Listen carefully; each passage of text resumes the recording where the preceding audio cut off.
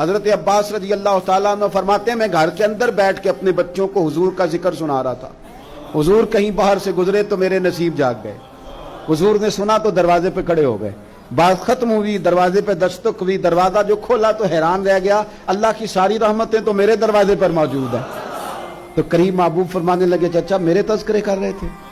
یا رسول اللہ آپ کا ذکر بتا رہا تھا، میں نے بچپن بھی دیکھا، جوانی بھی دیکھی، آپ کے والدین بھی دیکھے، تو آپ کے تذکارے جمیلہ بچوں کو سنا رہا تھا، پر میں چچا مبارک ہو، میری شفاعت تم نے اپنے حق میں ثابت کر لی ہے، اب میں تمہاری سفارش کروں گا صبح قیامت، چونکہ تمہارے گھر میں حضور کا تذکرہ ہوتا ہے۔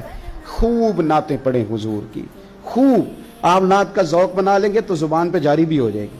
آپ ذوق بنا لیں، نعمتیں بانٹتا جی سمت وہ ذیشان گیا، تو ساتھ ہی منشی رحمت کا قلم دان گیا، انہیں جانا انہیں مانا، نہ رکھا غیر سے کام، للہ الحمد میں دنیا سے مسلمان گیا۔